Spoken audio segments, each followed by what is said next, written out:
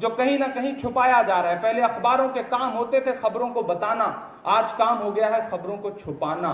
मैं पढ़ता हूं, अगर सच लगे तो आपकी दुआएं मांगता हूं कि सरहद पर दहशत गर्दों का कब्जा है। मीडिया ये तो बताता है, मैं उत्तर प्रदेश से आया हूं, कि थानों में 84% से ज्यादा यादव भर दिए गए, लेकिन मीडिया कभी ये नहीं बताएगा कि शहीद होने वाले 84 जवानों में 41 जवान यादव थे। ये मीडिया कभी नहीं बताएगा। कहीं ना कहीं आप इस दो चीजों को, दो चरित्र को आपको समझने की जरूरत है। तब मैं पढ़ता हूं साहब कि सरहद पर दहशत गर्दों का कब्जा है, मुल्क पे झूठे हमदर्दों का कब्जा है, मुल्क पे झूठे हमदर्दों का कब्जा है। भाइयों बहनों, लेटर नहीं लिखा जाना चाहिए, लव लेटर तो बिल्कुल नहीं लिखा जाना चाहिए। याद है ये जुमले आपको, मैं पढ़ता हूं, सर काट के ले जाए जा रहे हैं, माएं विधवा औरतें माएं रो रही हैं, लेकिन साहब प्रोटोकॉल सब तोड़ करके अगर जाते भी हैं तो शेख हसीना जी को रिसीव करने जाते हैं, लेकिन अपने घर से 5 किलोमीटर दूर जंतर मंतर पर बैठे हुए किसानों से मिलने के लिए ना तो समय है, ना ट्वीट करने के लिए उनके पास वक्त है। मैं पंक्तियां पढ़ता हूं कि सरहद पर दहशत गर्दों का कब्जा है, मुल्क पे झूठे हमदर्दों का कब्जा है, एक के बदले 10 सर की उम्मीद न रख। थोड़ा सा गुस्सा सिमट आया है इन पंक्तियों में, लेकिन आप संभाल लेंगे, पहुंचा देंगे दिल्ली तक कि एक के बदले 10 सर की उम्मीद न रख, दिल्ली तुझ पर नामर्दों का कब्जा है, दिल्ली तुझ पर नामर्दों का कब्जा है, कि सूरज लहू लुहान पड़ा है चाहत का, साहिब रोशनदान की बातें करते हैं, साहिब रोशनदान की बातें करते हैं, एक कश्मीर संभाले नहीं संभलता है, और बलूचिस्तान की बातें करते हैं, और बलूचिस्तान की बातें करते हैं, और बलूचिस्तान की बातें करते हैं। और 4 पंक्तियां और पढ़ता हूं।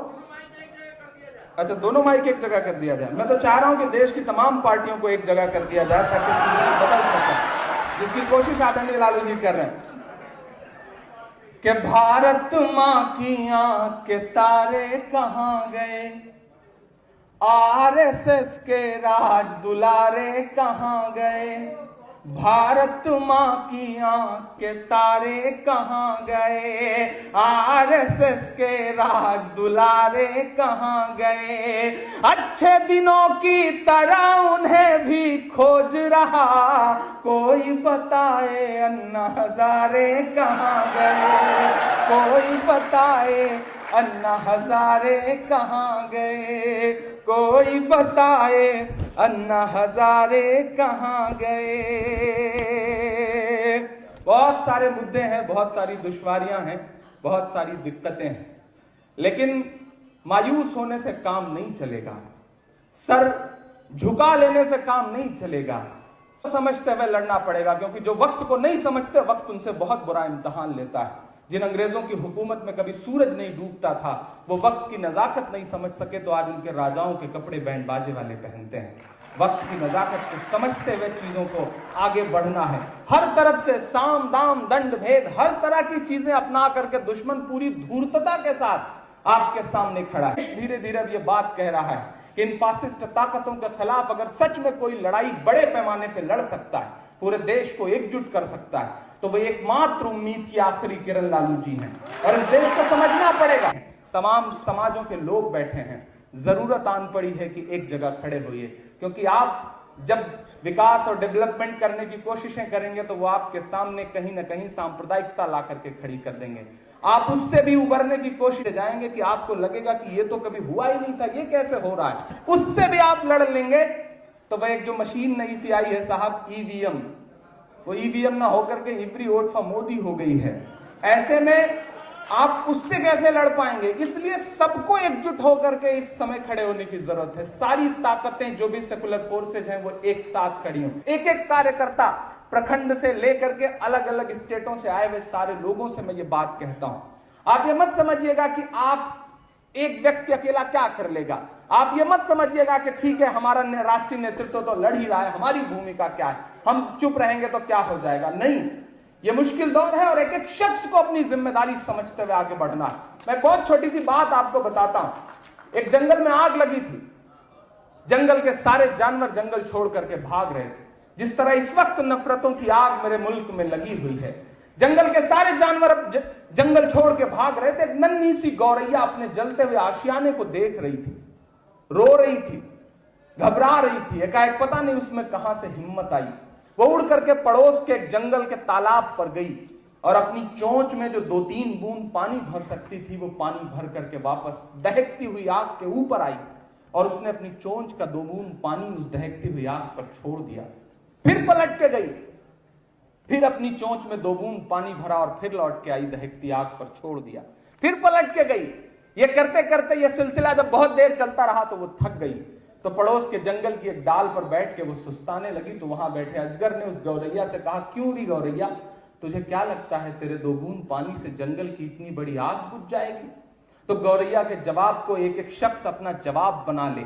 गौरैया ने कहा कि मुझे यह बात पता है कि मेरे 2 बूंद पानी से जंगल की इतनी बड़ी आग का कुछ नहीं होने जा रहा, लेकिन उससे भी बड़ी बात मुझे यह पता है कि कल जब जंगल का इतिहास लिखा जाएगा तो मेरा नाम आग लगाने वालों में नहीं बल्कि आग बुझाने वालों में लिखा जाएगा।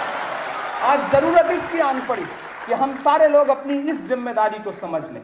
और आपने पिछले चुनाव में इस जिम्मेदारी को समझा था, उसका परिणाम पूरे देश ने देखा कि हेलीकॉप्टर से लगातार उड़ान भरने वाले लोग, इतने सारे हेलीकॉप्टरों से बिहार को पाट देने वाले लोग जब वापस लौट के गए हैं तो ऐसे मायूस होकर के लौट के गए हैं कि तब से देश ऐसे और मंजर देखने की उम्मीदों के साथ खड़ा है, लेकिन वो मंजर दोबारा नहीं दिखाई पड़ रहे हैं जैसे बिहार ने दिखाया था। मैं 4 पंक्तियां पढ़ता हूं जो प्रतीक गढ़े गए उस दौरान। उस समय ये 4 पंक्तियां हुई थी, पूरे देश में बहुत सुनी गई। तो आज लालू जी बैठे हैं तो मेरा मन कर रहा है कि मैं वो पंक्तियां फिर सुना दूं, फिर आपको कुछ नई कविताएं सुनाता हूं। मैंने 4 पंक्तियां उस दौरान कही जो प्रतीक गढ़े गए। वो 4 पंक्तियों में मैंने उन्हीं प्रतीकों से 4 पंक्तियां बनाई।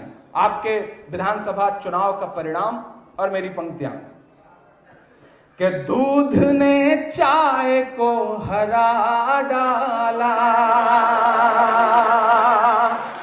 लालू जी भी हंस रहे हैं इस पर। ये बहुत सुनी गई पूरे देश में विदेश में। मैंने इन पंक्तियों को बहुत पढ़ा, पूरे देश ने बहुत दुआएं दी। आज सच में उन लोगों के सामने पढ़ रहा हूं जिनकी वजह से ये पंक्तियां हुई थी। पढ़ता हूं तो मुझे उम्मीद है कि आप सारे लोग, उधर बालकनी में जो लोग बैठे हैं उनसे भी गुजारिश है कि आपकी थोड़ी सी तालियां वालियां बजती रहें, क्योंकि आपकी तालियां हमारे लिए वैसे ही हैं जैसे अमर सिंह के लिए जया प्रदा। तो थोड़ा सा ठीक ठाक ढंग से बजेंगी तो अच्छा रहेगा। थोड़ा सा आप सबके लिए शिरकत है। मैं थोड़ा सा गंभीरता चाह रहा हूं कि थोड़ी देर आप तोड़े, क्योंकि इस विषय पे आपसे बात करेंगे। मैं सांप्रदायिकता जैसे विषय पे आपसे इतने हास परिहास के साथ इसलिए बात कर रहा हूं क्योंकि ये समझने की जरूरत है कि आरएसएस का एजेंडा ही यही है।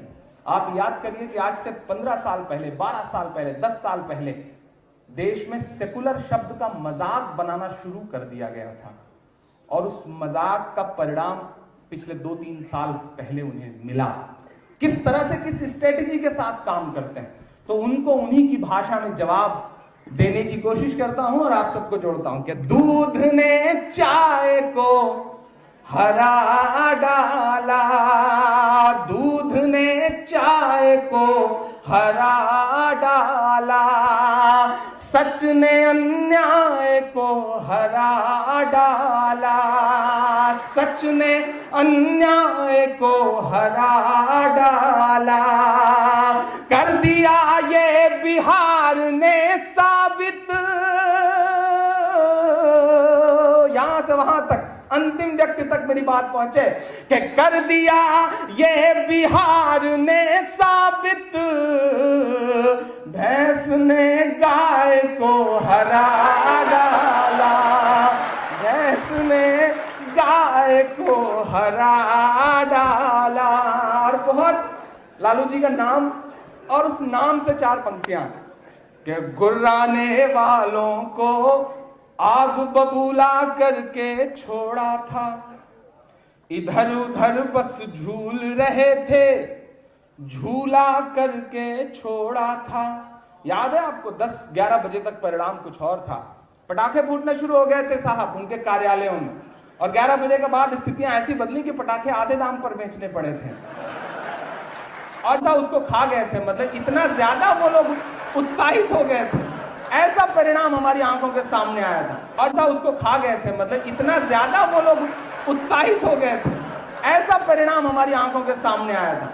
मैंने ये पंक्तियां कही और पंक्तियां आपको लगे कि हाँ इस यहाँ की परिस्थिति जन्नत थी, तो आपकी दुआएं मिले। पढ़ता हूं साहब कि गुर्राने वालों को आग बबूला करके छोड़ा था, इधर उधर बस झूल रहे थे, झूला करके छोड़ा था, इधर उधर बस झूल रहे थे, झूला करके छोड़ा था। पिछली दिवाली वो फोड़ ना पाए एक पटाखा तक, अमित शाह को लालू जी ने लूला करके छोड़ा था, अमित शाह को लालू जी ने लूला करके छोड़ा था, गुर्राने वालों को आग बबूला करके छोड़ा था। एक और चीज के लिए मैं मुबारकबाद दूंगा मैं देश के कि सेकुलरिज्म जो लफ्ज है, इस देश में धर्मनिरपेक्षता जो शब्द है, अगर उसे सच में पिछले 25-30 साल में किसी ने अपनी जिंदगी का असल मकसद बना के रखा, तो इसमें कोई दो राय नहीं है, वो लालू जी है। इस बात पर लड़ाई लड़ी जा सकती है, इस बात पर बहस की जा सकती है। मैं जिस सूबे से आता हूं उस सूबे में भी सेकुलरिज्म के अलंबरदार लोग हैं, लेकिन मेरा अपना मानना है कि जिस दिलेरी के साथ लालू जी ने इस शब्द को निभाया है, वैसा पूरे देश में किसी ने नहीं निभाया।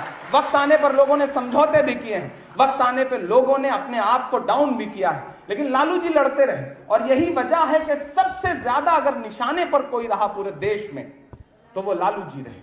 ये बात आपको भी समझने की जरूरत है। इस देश में मीडिया ने सबसे ज्यादा मजाक बनाने की कोशिश की, सबसे ज्यादा किसी का चरित्र हनन करने की कोशिश की, तो वो लालू जी रहे। ऐसे घोटालों से नाम जोड़ा गया जिसका कोई मतलब नहीं था। इस देश में लाखों करोड़ का घोटाला किए हुए लोग हैं जिनके नाम के साथ घोटाला लफ्ज नहीं इस्तेमाल करती इस देश की मीडिया, लेकिन लालू जी को लगातार बदनाम करने की कोशिश की गई। और अब स्थिति यह है कि परिवार पर निशाने साधे जा रहे हैं।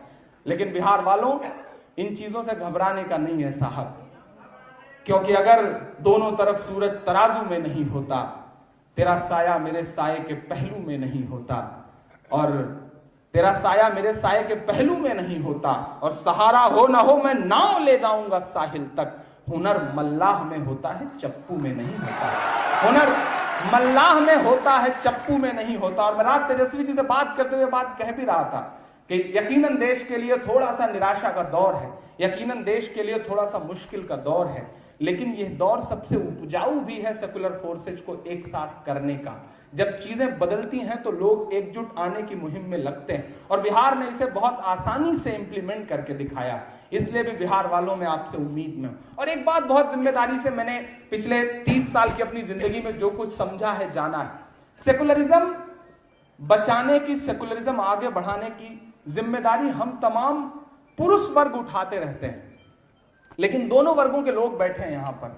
मैं एक बात आपसे बहुत जिम्मेदारी से कह रहा हूं कि सेकुलरिज्म को तब तक बहुत सलीके से आगे नहीं बढ़ाया जा सकता, सांप्रदायिकता के खिलाफ की जो लड़ाई है वो तब तक बहुत कारगर साबित नहीं हो सकती जब तक आपके परिवारों की औरतें एक दूसरे से आपस में मिलना जुलना नहीं शुरू करेंगी। आप इस बात को बहुत गंभीरता से समझिएगा। हम पुरुष लोग तो शाम में चाय की दुकान पर मिल लेते हैं, हम राजनीतिक चर्चाओं में मिल लेते हैं, लेकिन घरों में रह करके टीवी चैनलों के जरिए जो हमारे परिवार की औरतों के दिलो दिमाग में जहर भरा जा रहा है वो कहीं निकल नहीं पाता है। हमारे परिवार की औरतें ये मान लेती हैं कि हाँ ठीक है, वो म्लेच्छ हैं, वो ऐसे हैं, और सामने वाले तो हिंदू हैं, तो कट्टर हैं, तो ऐसे हैं। इन चीजों को अगर आप जड़ से खत्म करना चाहते हैं तो कोशिश करके, यहाँ जितने कार्यकर्ता और तमाम जिम्मेदार लोग बैठे हैं, मैं चाहूंगा कि तमाम हिंदू, मुसलमान, सिख, ईसाई ये आपस में अपने परिवारों की औरतों के बीच में बातचीत का सिलसिला शुरू करें। तब जाकर के चीजें शायद बेहतर हो सकेंगी। क्योंकि न तेरा है न मेरा है, ये हिंदुस्तान सबका है। न तेरा है न मेरा है, ये हिंदुस्तान सबका है। नहीं समझी गई ये बात तो नुकसान सबका है। नहीं समझी गई ये बात तो नुकसान सबका है। और जो इसमें मिल गई नदियां वो दिखलाई नहीं देती महासागर बनाने में, मगर एहसान सबका है।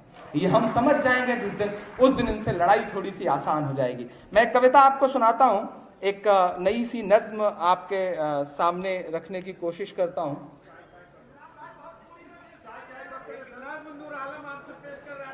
जी जी जी जी। एक्चुअली ये बिहार के लोग 5 रुपए में 50 रुपए का काम लेने का हुनर बहुत अच्छे से जानते हैं। उन्हें लग रहा है कि बंदा आज फंस गया है तो सारा कुछ सुन लिया जाए। हालांकि मैं एक गंभीर विषय पे बात करने के लिए यहाँ आया हूँ, और बिहार से मेरा खूब साबिका पड़ता रहता है। उधर ढाका से लेकर के पिछले दिनों अररिया के कार्यक्रम में रहा, बहादुरगंज के साथ यहाँ बैठे होंगे उनके कार्यक्रमों में रहा, सिवान रहा, इस तरह से मेरा ख्याल है लखमीनिया रहा। खूब सारे कार्यक्रमों में मेरा आना जाना होता है और यहाँ तमाम ऐसे साथी मौजूद हैं। समस्तीपुर रहा तो आप सबका बड़ा प्यार मिलता रहा। मैं एक कविता आपको सुनाता हूँ, बिल्कुल ताज़ा सी, बिल्कुल नई सी, जो पिछले दिनों मैंने कही, वो आपकी अदालत में रखता हूँ। उसके पहले भूमिका के तौर पे सिर्फ 4 पंक्तियां कि कीमत तो बहुत बढ़ गई शहरों में धान की, कीमत तो बहुत बढ़ गई शहरों में धान की, लेकिन विदा ना हो सकी बेटी किसान की।